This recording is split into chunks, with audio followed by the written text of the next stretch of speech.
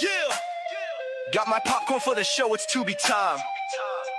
Cheesy sci-fi flicks and every weird rhyme. Aliens and spaceships made of tinfoil dreams in a cardboard universe where nothing's as it seems. Yeah.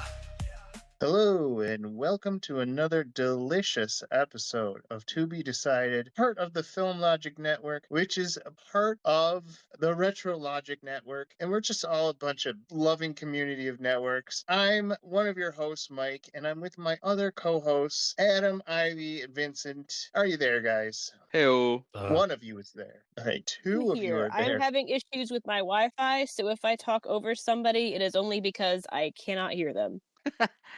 And she's power hungry. Like right now. Yes. Yeah. Sounds like a license to just be rude, but I mean, I'll take your word for it. Yeah. Okay. So today's assignment was given to Adam. Adam, you chose Dungeons and Dragons. Don't get excited. 2000. No, do get excited. No, do get excited. Yeah, so Dungeons and Dragons 2000. Adam, why? Oh man, that's what I mean, all asking. we'll get into it. I have, we'll get to it. I kind of spent some time ruminating about this movie, and I think if you didn't like this movie, I think you've probably fall into one of three camps, or like have a toe in each of them. And I have a rock solid thesis statement, I guess, that we can get into a little bit. But I think this movie was perfect. Perfect. Well, we're gonna find that definition of perfect. Yeah. First, here's what you need to know: Dungeons and Dragons, directed by Courtney Solomon, written by Carol Cartwright, Topper Lillian, E. Gary Gygax, and it stars Justin Whalen, Jeremy Irons, Zoe McCullen, Bruce Payne, Marlon Wayans, and Thora Birch. Jeremy Irons kills it in this one. It's crazy. Mm-hmm. He kills something. Anyways, this movie, now this is where you need to go into full Godfather and say, what did they do to my boy? Dungeons & Dragons scored a 3.7 on IMDb. Hey, don't forget the 9% on Rotten Tomatoes. Yes, with a 9% on Rotten Tomatoes. So on our movie rankings, Dungeons & Dragons goes between Route 666 and Meth Gator. Right where it belongs. Yes. And just for those keeping score, I chose Heavenly Sword 2 weeks ago, and that got a 5.3. So do we live in an unjust world? Is that the answer? Or am I just good at picking movies? You decide. Adam, either you misunderstood the assignment completely, or you understood it perfectly, and you know what you were getting us into. Mm-hmm. Yeah. Well, I agree. Some people in this room, this virtual room, were not in diapers when this came out in 2000. And I remember seeing it on cable and thinking, oh, this could be cool. How many cool sword and dragon movies are out there? And well, now it's time to see if this has aged as well as my childhood has. Adam, what's the plot? Before we jump into that, I think someone was, I don't know, I thought I heard someone try to say something. I don't know if no, we're good. No, you're good. Anyone? Okay. Speak. No, we're good. Yes. So the movie, it follows a very simple plot. There's a MacGuffin, and they chase it. So basically, it starts, there's an empress, her name is Savina, and she has like this scepter that allows her to control golden dragons. For those of you not in the know, in Dungeons and Dragons, there are different kinds of dragons, based on their color. Metallic dragons are usually good. Your silvers, your golds, your bronzes, and then your chromatic dragons, right? Your reds, your blues, your greens. Those are the bad dragons. So she's able to control gold dragons with the scepter, and because of that, it gives her like this divine right to rule. And with that, she kind of wants to give rights to the people, the common people of her world. And in this world, it's kind of divvied up between people that can use magic, and they're kind of like the ruling noble class, the people that can't use magic, and they're kind of like the nobodies. So she's trying to like use her power to bring equality to this world, and she's opposed by this council of mages. Kind of think of like this parliamentary group led by an evil bad guy named Profion, played by the incomparable Jeremy Irons. Um, and basically he wants her to hand over that scepter and to relinquish her power so that the magic people can remain in power. So as with any conflict, both sides try to get their hands on this MacGuffin, this rod of Savril that allow them to control red dragons to kind of finalize this proliferation of power. And then we kind of smash cut to Ridley and Snails, the protagonist duo of the movie, Marlon Wayans and Justin Whalen. They're kind of like these down on the luck swashbuckling rogues, and they break into this magic school because to try to make some money. And they kind of get involved in this misadventure. They run into Marina, who's an assistant in the magic school, and the school just so happens to be to have a map to where the Rod of Several is. So the bad guys, Lieutenant Damodar, attacks the school, tries to steal the map. Meanwhile, Marina, Ridley, and Snails manage to grab the map and escape, and they join up with a very intoxicated dwarf named Elwood, and the four of them make their escape. They realize that in order to fully find the scepter, they need this ruby key called the Eye of the Dragon, and in order to get that, they have to complete this like deadly maze in a thieves guild in another city. So they're able to through their swashbuckling skills, Ridley is able to get through the maze, and just as he's about to schmooze his way into getting the Eye of the Dragon after getting double crossed, the baddies appear, and all heck breaks loose, and they start fighting. And they manage to get the Eye of the Dragon and are about to escape, but they get caught by this elf named Norda, and who's working for the aforementioned Empress. They realize they're all working together, and during that confusion, Marina gets kidnapped, and so then they all have to team up to try and, one, get Marina back, two, get the map back after it gets stolen during all the confusion. So they all break into this into this wonderful castle.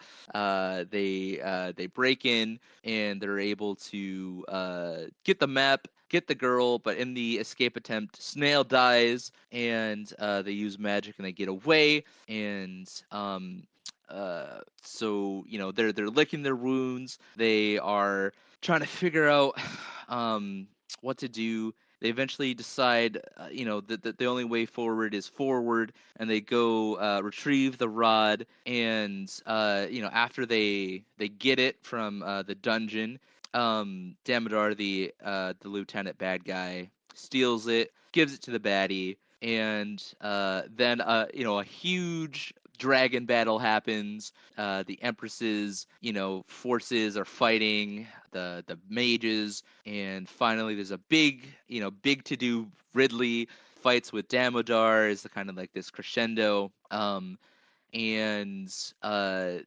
Marina tries to get Ridley to use the rod's power to defeat Profion, but Ridley is he kind of resists that corruption and instead just destroys it. And then in classic storytelling fashion, a gold dragon kills Profion, and then as we end the movie, Ridley is visiting Snail's grave with the rest of their party, and he places the Eye of the Dragon on the grave. It glows, and then Snail's name vanishes from the gravestone, and Norda, another one of the characters, kind of hints at this purpose, saying that his friend waits for him in another realm, another life. The ruby then transports the group to an unknown destination, and it fades to black, and that's the movie. There is just so much going on with that. And yet not enough. How can both be true? It's a duality of man. Yeah, Duality of cinema. I felt like there was gaps. Like there was like just story. Like, I felt like it was edited with a slap chop because things would just jump into things, and I'm like, wait, why are they doing that? Why is there a bunch of golden dragons heading towards this castle? What are the dragons doing again? Who owns what now? And it's just like, oh, and like I forgot. Oh yeah, that girl owns dragons, and it just some things just kind of hit you upside the face with the editing. So I'm guessing we'll call it the director's cut is 6 hours long, involving die rolls and arguing between party members about who has initiative. Well, I think the movie should have rolled for initiative because I mean, this is just me looking back on it. I didn't know what kind of a movie you'd want it to be. Like, is it like a Lord of the Rings type movie? Is it a Star Wars type movie? Is it a Harry Potter type movie? Like, what is this? Like, what are we doing here? Star Wars vibes. It's funny because Revenge of the Sith didn't come out till like 5 years later, but it really felt like Revenge of the Sith at the end, at least. Mm-hmm. Well, true. He doesn't go to the dark side. But there is still a Senate in that was introduced in the first movie, and that was back in '99. So this coming out in 2000, that kind of makes sense. Where I think the writers and the directors they were like that's kind of like where their headspace was sort of gravitating towards, whether they were aware of it or not. And I mean, that's just kind of something I picked up on immediately. Yeah. Was this pre-Fellowship of the Ring or post-Fellowship of the Ring? Fellowship came out in 2001. Oh, okay. So okay, all right. These guys crawled, so Peter Jackson could jetpack, I guess. Because this feels like a 1989 movie compared to Fellowship of the Ring. Exactly. It feels like they put like a Disney Channel movie and an In Living Color sketch and an 80s movie and Star Wars in a blender. Mm-hmm. Yeah, right. Actually, I couldn't have described it better. Spot on, Ivy. And I really think that Chris Pine went back in time, or Justin Whalen went into the future, saw Chris Pine making his version of Dungeons and Dragons, changed his face to look strangely like him, and tried to recreate Honor Among Thieves. Because the minute I saw Justin, I'm like, Chris Pine? What are you doing here? At the very end, when he's like at Snails' grave, his outfit and even like his face, he looks just like Han Solo. Mm-hmm. Yeah, I think it's hard to not compare it to the 2023 Dungeons and Dragons movie, because they share the same movie. But I do feel like this kind of will lead into a good discussion, I think, of the difference between a good adaptation and a good movie. I think Dungeons and Dragons Honor Among Thieves is unquestionably the better movie, but the Dungeons and Dragons movie from 2000 is a better adaptation. What are they adapting? That was my question.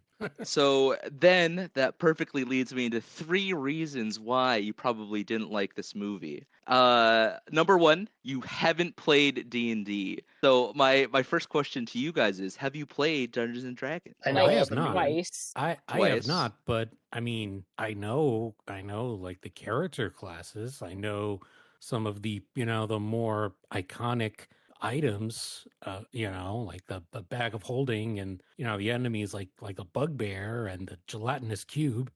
Where was the gelatinous cube?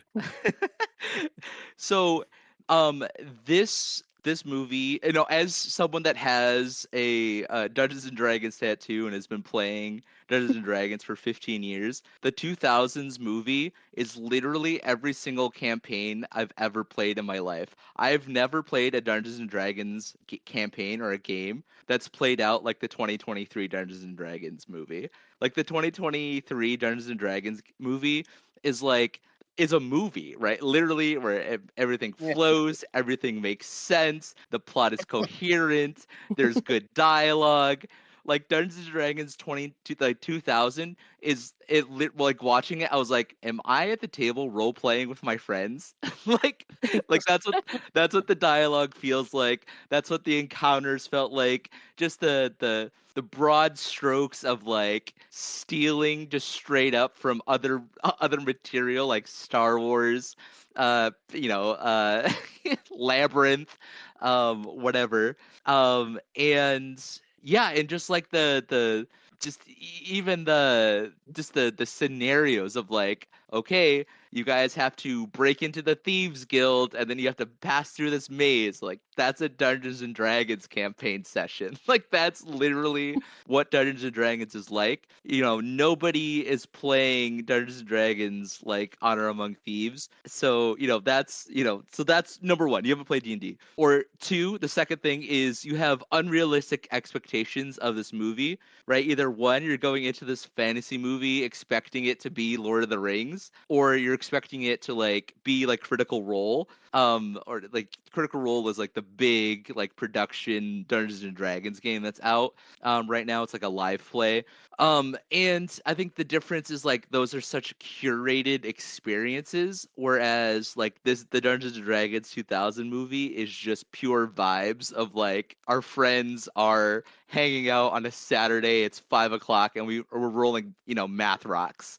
Um, and then third camp is you just don't like, 1970s to 1990s, like sword and sorcery, the Black Company, or like the Shadow of the Torturer sort of fantasy novels, because, Dungeons and Dragons 2000s is just, such a distilled essence of those like sword and sorcery pulp fictions from like the 1970s to the 1990s. So if you Yeah. weren't a fan of those, you're not going to be a fan of the movie. And I enjoy. I would never say that the 2000s Dungeons and Dragons movie is good, but it is very much a good adaptation of the genre at that point.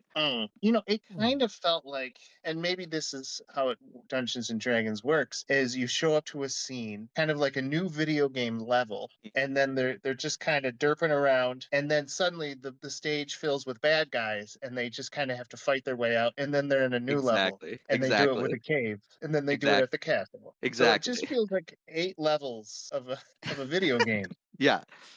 Yeah. Exactly that. All right. Well, so then I get it.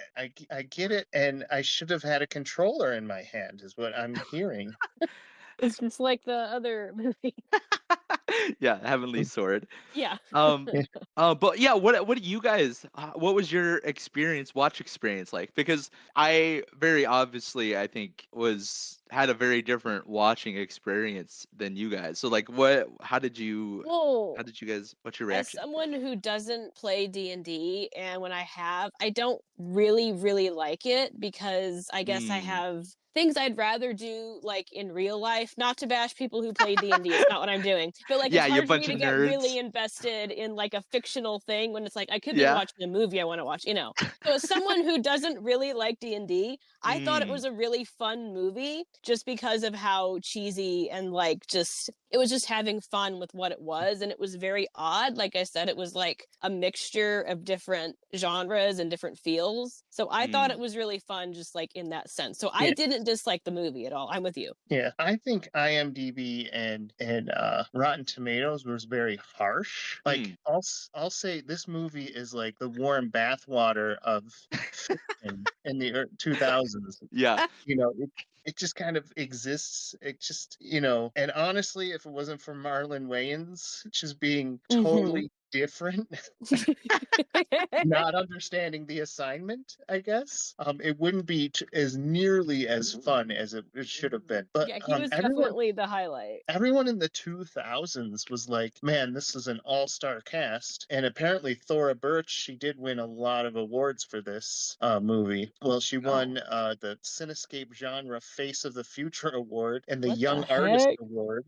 And somehow this won Best Horror Soundtrack. That's crazy because I thought she was the worst part in the movie. Like she Well, could she'll not act. And she can check. act. Like she's been in other things. Yeah. But in this, like all of her dialogue was very flat and like bad. Well, check it out. She also won Worst Supporting Actress too. So there's so many different ways to hate this. Yeah, my issue with characters like Thora's like the Empress, that's basically just a walking, talking prop. I mean, she's only there to quite literally serve the purpose of holding the golden scepter. Yeah. I mean, it's sad because characters like Sulu in the Star Trek series unfortunately got kind of, shoved into that, that walking prop identity. And, I feel like this movie I feel like it could have done more with less. Like, why did we need two rogues? Like, are there normally two rogues in like a D&D session? Like, again, that depends. Do you guys like sit around, saying, okay, I'm going to be a mage. I'm going to be a ranger. I'm going to be a rogue. I'm going to be a rogue too. Wait, why are you going to be a rogue? Are you copying me, man? No, I just want to be a rogue too. Also, Adam. Yes. When you do set up a D&D party, do you tell the dwarf to be as uninfluential and important to the campaign as possible? Well, what's crazy about that, I love that we're getting into the minutia of fantasy and tabletop role-playing games. This is like my peak nerdiness. So in Dungeons and Dragons, at the point this movie came out in 2000, they were on 3rd edition. Right now, we just finished up 5th edition, and we're on it's called D&D 1 right now. So we're like 4 generations past Dungeons and Dragons 3rd edition.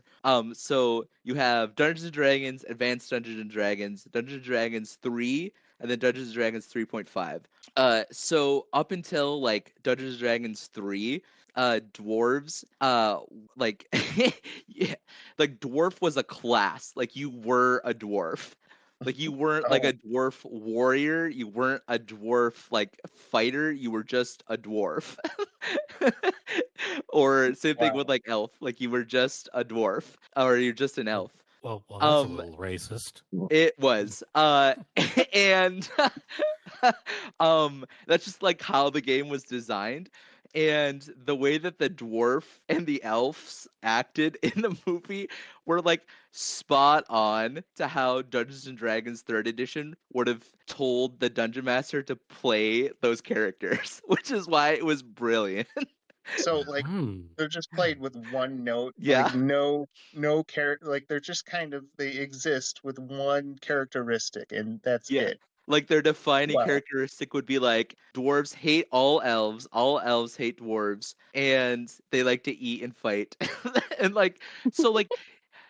and that's what I mean by like you have to have the right expectations going into it, because if you measure with the yardstick of something polished like with Lord of the Rings, with like depth and like character development and all these things, you're gonna look at this and be like, oh, this is just so dumb and basic. But if you think about it being like, oh, like this is like if somebody had made a movie retelling of, you and your 5th grade buddies playing a Dungeons and Dragons game, it makes way more sense. All right, that's what I'm hearing. But can I talk about the fact that the minute like Thora Birch, like we expected her to have like this very fantasy plot driven, but she basically, the first words out of her mouth is like, why do the 1% mages hold all the power?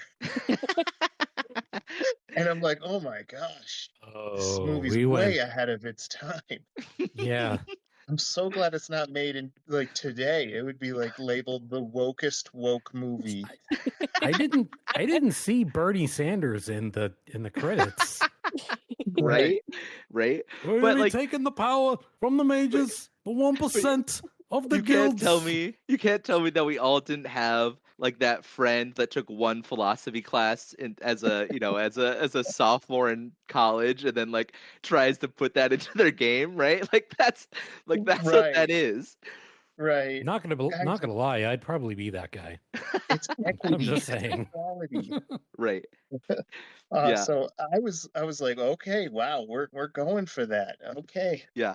you know, Yeah, and love then something else we need to clarify about this movie is that I don't know what the budget was, but they It was like seem 40 to million. put Too much. oh man, they seem to put all of it into like set designs and costumes because there's a lot of Yeah. practical effects and there's really Yeah. cool, again, kind of like an 80s like Dark Crystal type like Mm. practical set, and the costumes are really good, you know. And then the CGI is like the worst like Spy Kids movie. Like it looks like Like a what? cartoon. Authentic It's 80s quality brutal. CGI? It's brutal. Yeah, it's like a cartoon, literally. It's like it's like the first season of Marlin. That's like the first season of Merlin.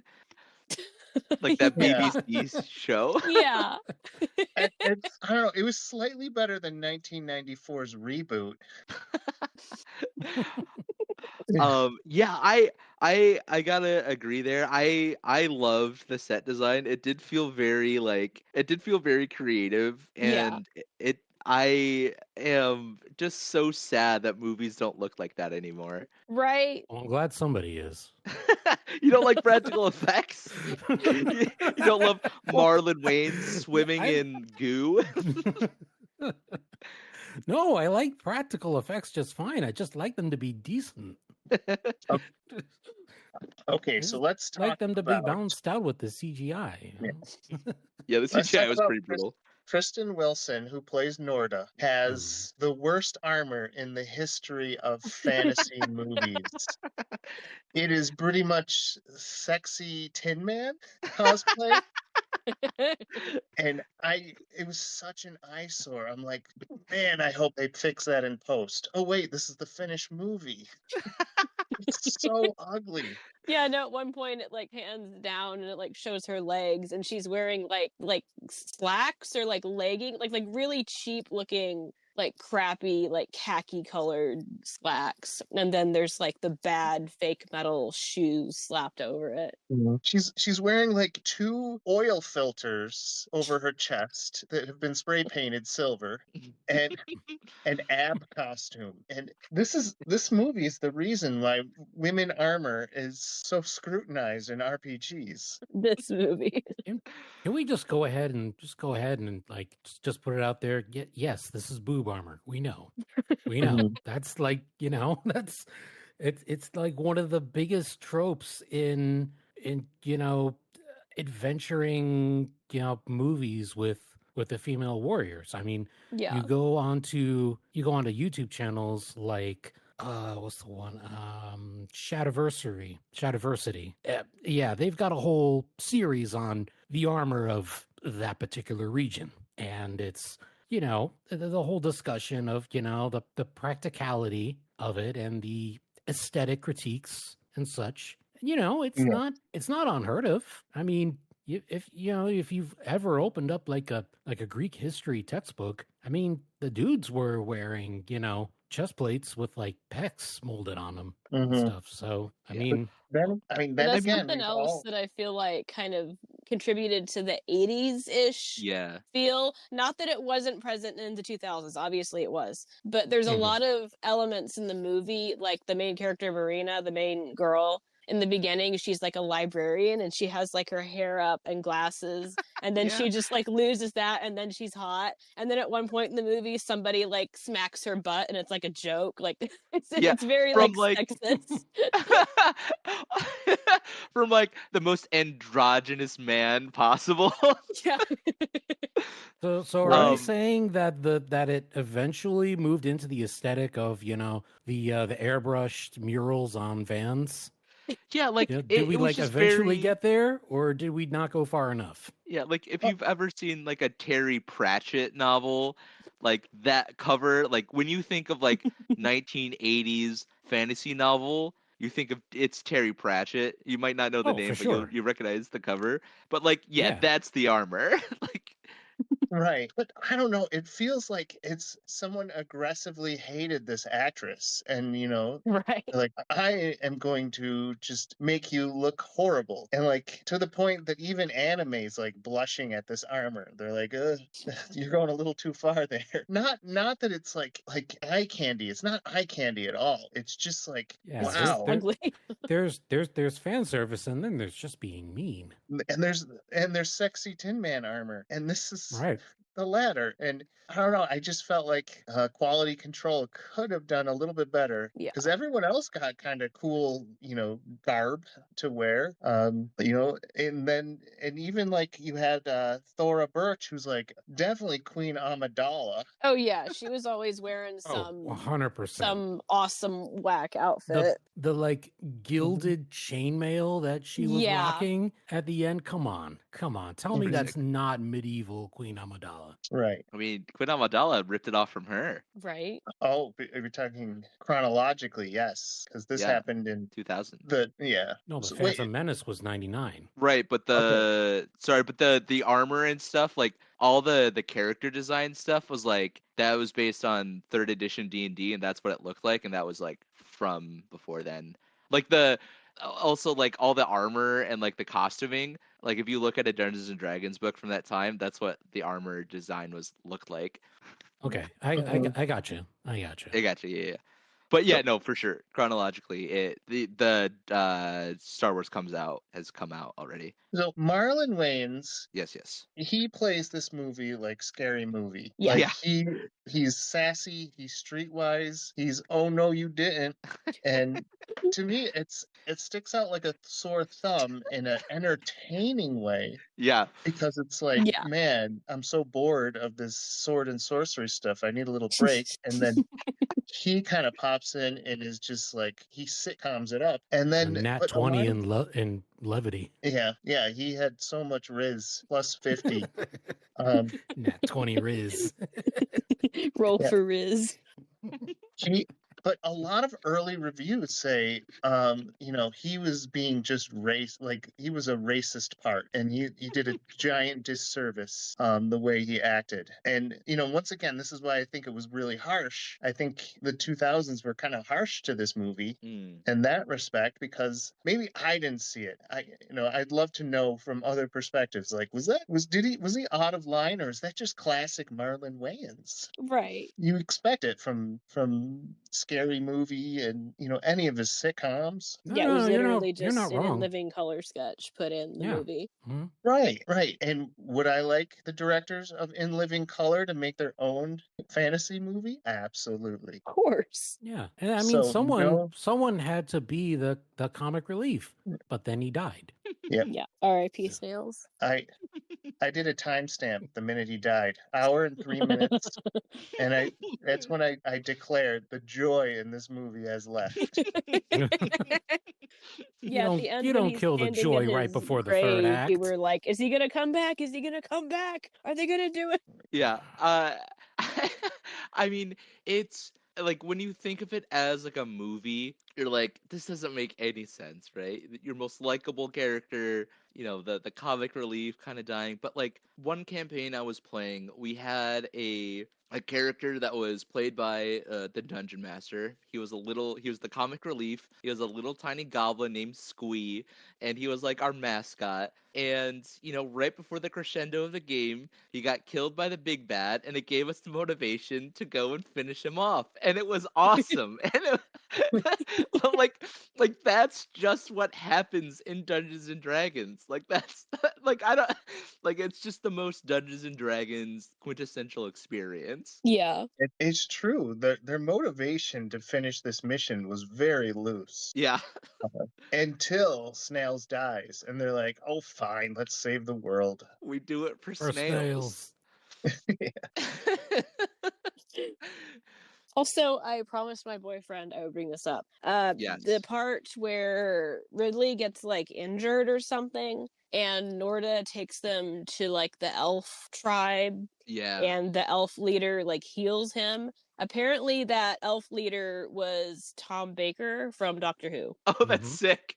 The fourth Doctor. Yeah. Doctor number 4. Shouts out Indeed. to Mhm. boyfriend. Thanks Yeah. for looking out. Yeah. You know, That's such a good catch.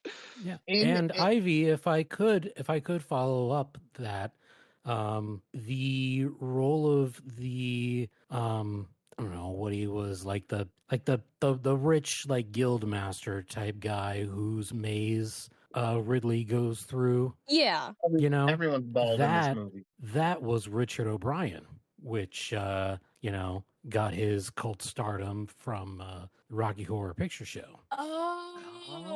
Yeah, it was Riff Raff. Interesting. That's why you look familiar. Mm-hmm. That's crazy. You got And most Bruce random people in this movie. and Bruce Payne, Yeah. the ultimate bad guy. He had blue lips because he was cold. No. Sorry, I just wanted to sound like I knew something.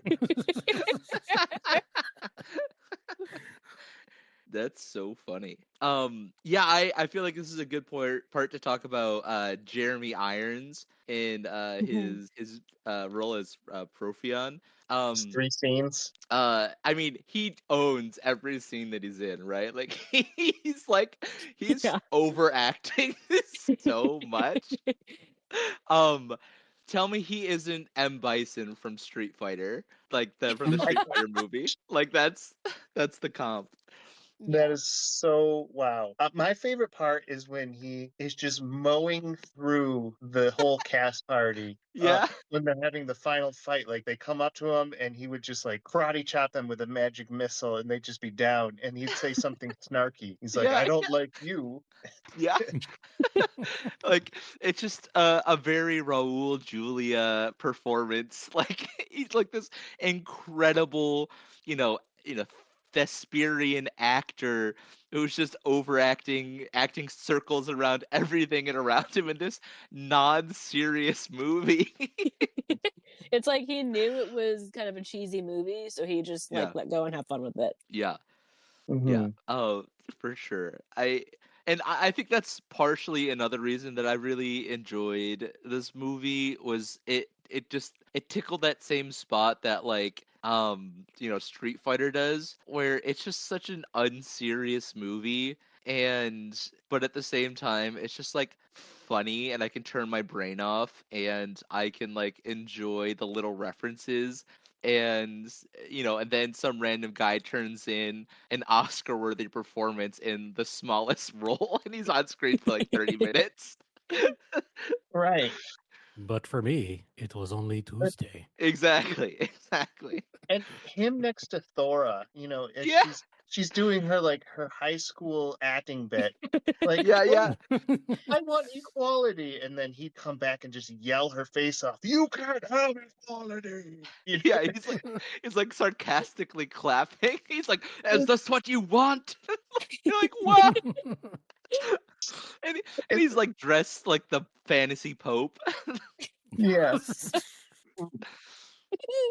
I didn't gather that he was like the final boss at the end because just like he didn't seem that powerful. He didn't do anything until the end, and then he's like shooting missiles out. Yeah, out of his fingers.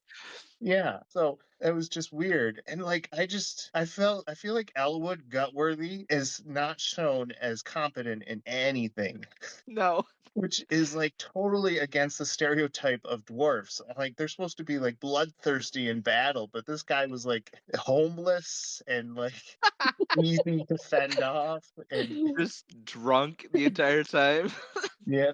Why was he even with them? That's what Like, my what boyfriend said. He was just with him, and he what was was like, his "Why is he freaking with stake? him? This isn't his deal." What was at stake for him? Like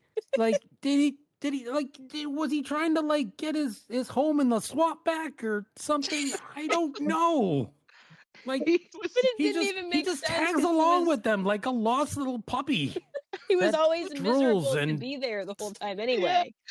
They needed it's well, if we're going to the D&D references, there's always some weird kid you invite, Yeah. but you don't want him to be that influential in the party. I think that was Lee Arenberg's Elwood performance. not to get into the weeds of my Dungeons and Dragons games, but in my like current campaign, there's a guy that's like was trying Dungeons and Dragons out for the first time, and his like first session, his character trying to do something heroic fell off a roof and then like fell into a pile of garbage. So he's like literally the same the same thing. He's just like there. I think this script was written like between dice rolls. They're A like, hundred okay, percent. yeah, what is Elwood gonna do? Okay, well, what if he attacks in this scene? Oh, I'm sorry, he got a 2. Make him poop his pants. Did Snails just die because he rolled a critical fail? Is that why he He died? he didn't even Maybe. get a save roll. Well, I think it's because he like sacrificed himself, right? Like I guess I don't know. I feel like the Well, sacrifice would have been more poignant, like near the end of the third act. Not all true, yeah, not where it was. I mean, it just kind of brought down the room, Yeah.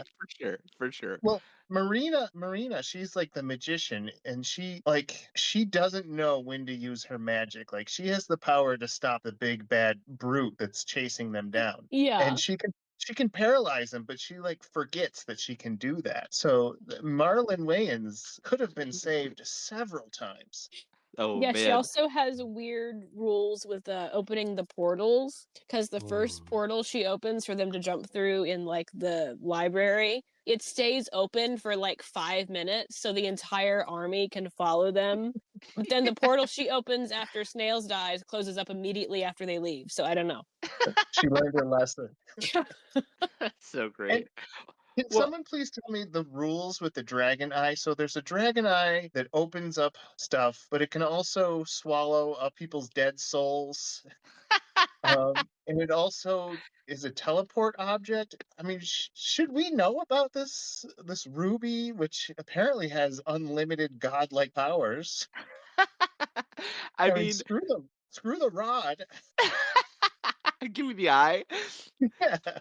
Yeah, I mean, it's just every realized, MacGuffin, Mm-hmm. device in everything. That's I don't know. This is what it No, was. but see, I just realized that ruby was like the Chekhov's gun of the film, and it didn't get used. They committed the cardinal sin of not using Chekhov's gun by the end of the third act. I mean, whatever happened with Snails' grave and stuff, that's just not. It doesn't count. I didn't know it was anything other than like a key. Like, why is it doing all this extra stuff? Wasn't it just supposed to open a door? Yeah, right. Also, Tom Baker, when they're in the elf camp, he says, "Oh, the red rod will bring in a new age of magic, and it'll disrupt everything." And I'm like, okay, so this must be the plot. Like they're trying to bring in a new age of magic. No, it's not. It's never mentioned again.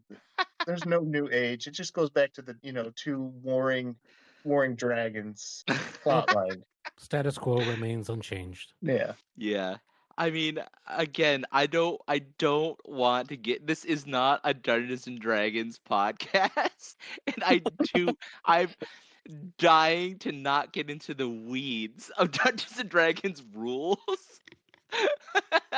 But so there's 3 kinds of magic in Dungeons and Dragons. There's arcane magic, right? Which is them being able to use scrolls and spell books and stuff like that. So the reason that she couldn't use magic to save Snails is because she didn't have a component pouch. So that pouch that he has where he goes, "Ooh, black magic," and he like pulls out like So in Dungeons and Dragons, in order to cast arcane magic, you either need this is crazy. You need a spell focus, something like a wand or like a staff or something like that.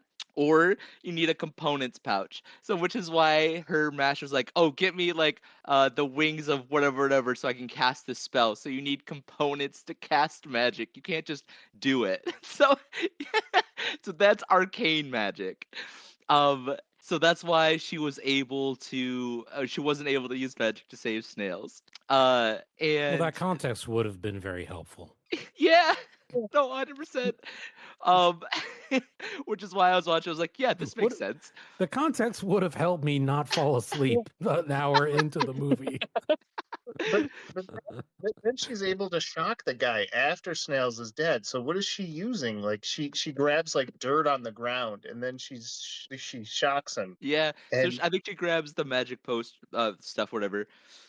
Yeah, so then there's like divine magic, which is like magic that you like a paladin would get, right, from a god, would bless you, or if you're like a warlock, you get like magics from a demon or something like that. But okay. then this like third magic that they're talking about, which is crazy because like it's probably hinting at this idea of primal magic, which is what the magic that druids and barbarians can use. So, like that elf that like heals him is using primal magic, and that's a magic system that's introduced in Dungeons and Dragons Fourth Edition.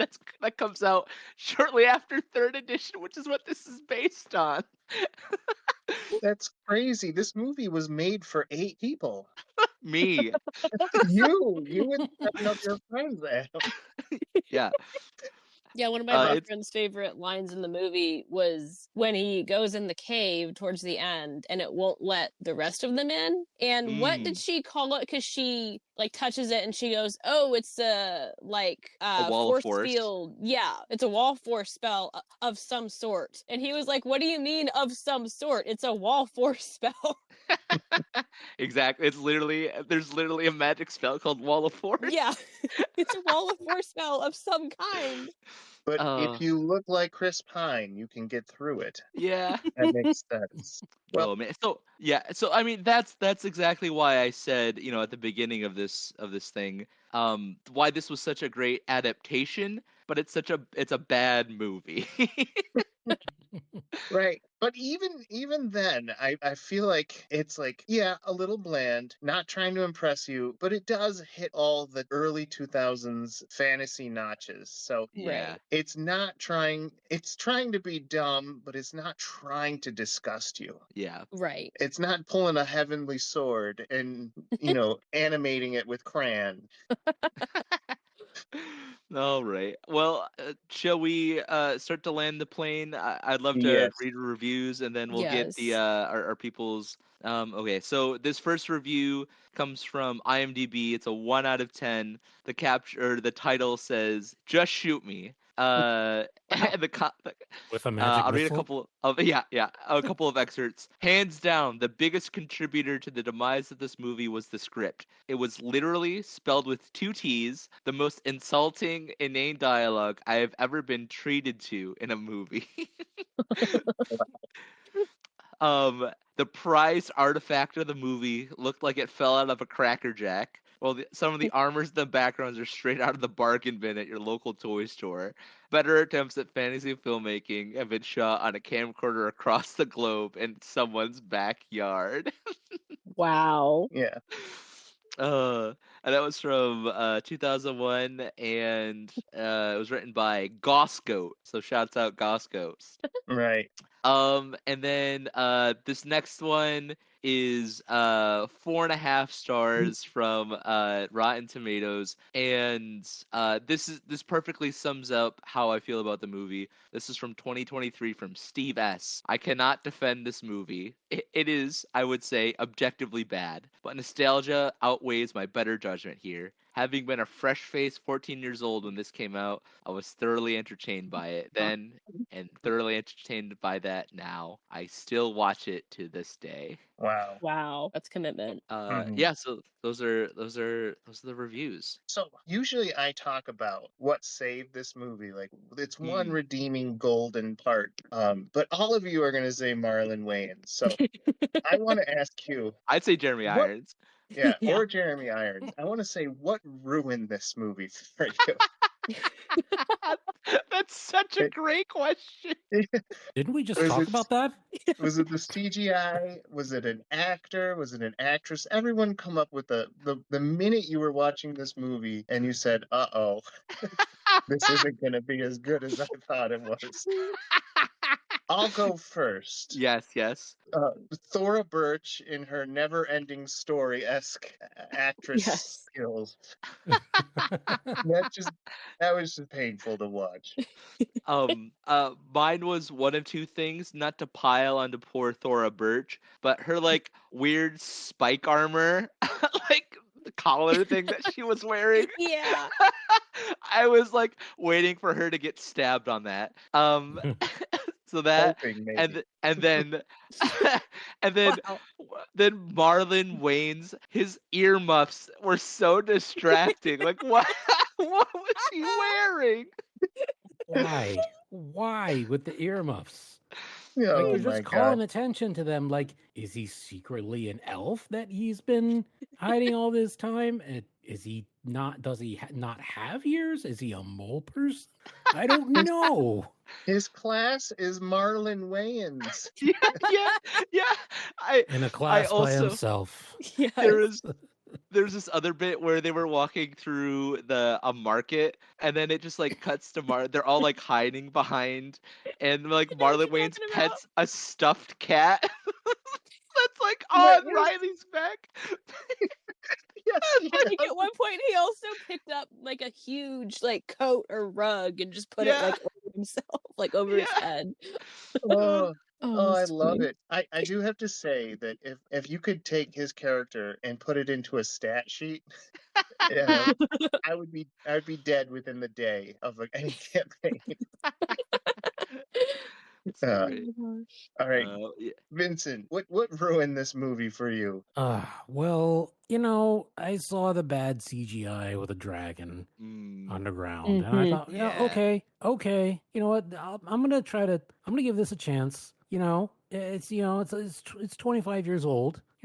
Okay, that's fine. But then they go into the whole spiel with like, oh, we're gonna rob the magic school, and we see the magic school, and it's this like long pan up this gilded castle, like that's supposed to be Hogwarts or something. I'm like, what? I'm like, bro, you've lost me.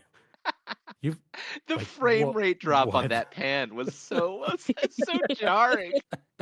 I was like, That's where the movie lost me. For Yeah. so many reasons. All right, and Ivy, what? I know you have nothing negative to say about this movie, Yeah. but please search your brain. I feel like anything negative I have to say is also a positive thing in Yeah. a way, because like I could say, oh, like the story was kind of bland, but also that's part of the fun because it's just like a choose your own Narrative. adventure type, yeah. like stereotypical thing, or like the bad CGI dragon, which I thought was really funny because literally the first scene is the bad CGI dragon in a dungeon. So it's like they immediately made sure that they were not false advertising. Like, here's a dungeon, here's a dragon, you got the title. So even the Totally things that I setting the didn't tone. like, I can't like complain about too heavily, oddly enough. So Mhm. Yeah, I also want to do just one last honorable mention. When they're in the thieves' den and they're trying to convince you that, well, pretty much anyone, they're like, oh, this is a different race, and it's just a guy that has his face painted slightly different colors, and like, like the green dude that was like painted green and black. I was like, what is he supposed to be? He's in the 4th edition, obviously. Yeah. He's a 1.5. Yeah. So with that, and I didn't mention the horribly eye-breaking armor, just Yeah. because by the time I saw that, I was like, You're tapped out. Yeah. But let's see crazy. how we really felt about this movie. Yeah. Is it to be the greatest, to be enjoyed, to be avoided, or just to be forgotten? Oh. Ivy, we're going to go with you first. I'd say to be enjoyed because it's not a great movie, but I did enjoy it. So that's accurate. Yeah. I'm of the same mind. I think you can't go into this movie expecting Lord of the Rings. You just can't. And you can't go into this movie expecting 2023 Dungeons and Dragons, because that's just not what it's gonna be. Like this movie, like the 2000s Dungeons and Dragons movie is like, if you ask your aunt what Dungeons and Dragons is, this is what she would say Dungeons and Dragons is. Yeah. I would say you can't even expect it to be like Dragonheart, which came out within 5 years. Yeah, even that was That got a 50% on Rotten Tomatoes. Oh. That's 43% higher than this movie. that's saying something. That Yep. is saying something. That's brutal. Yeah. All right. So you to be enjoyed. I'm gonna say it's like one smidgen into the to be enjoyed. Like just like its toe is in there. Yeah.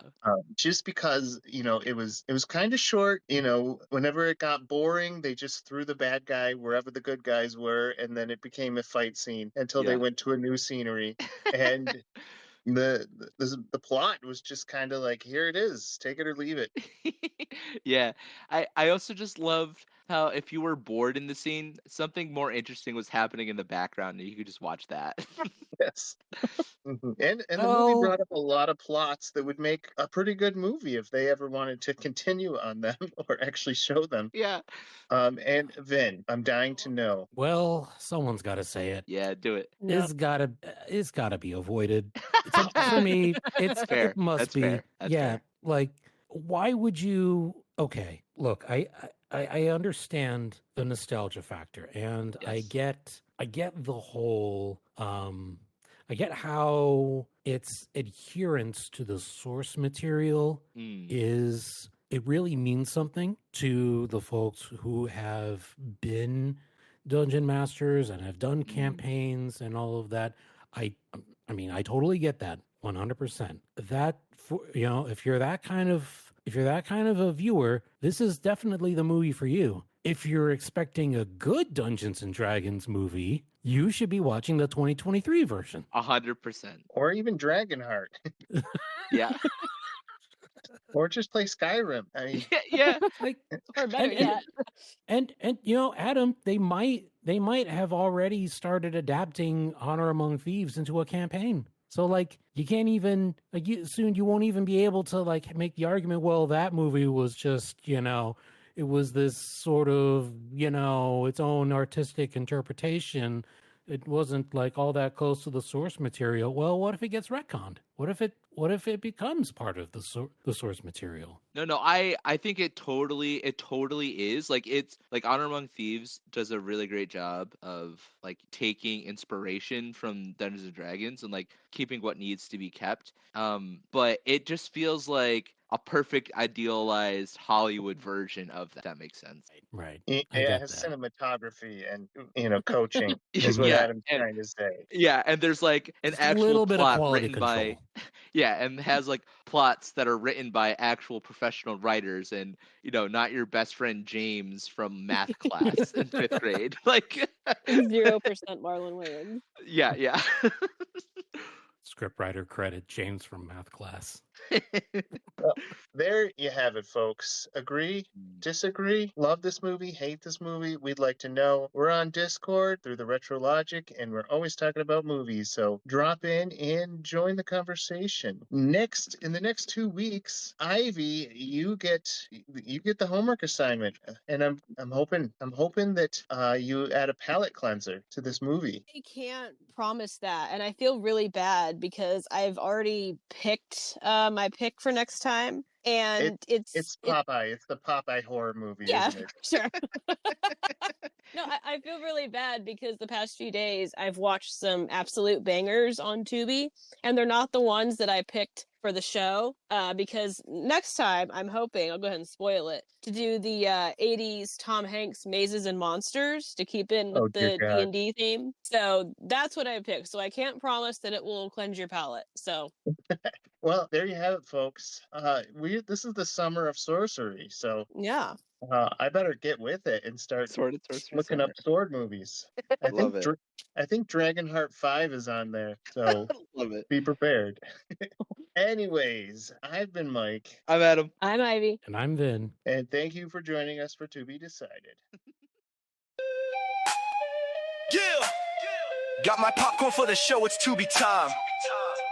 Cheesy sci-fi flicks, and every weird rhyme. Aliens and spaceships made of tinfoil dreams in a cardboard universe where nothing's as it seems. Yeah, as it seems. They got ray guns blasting in a paper sky. Cheap effects, but fun enough to fill your eye. Plot holes deeper than a crater on the moon, but I'm hooked like fish to a melody and tune.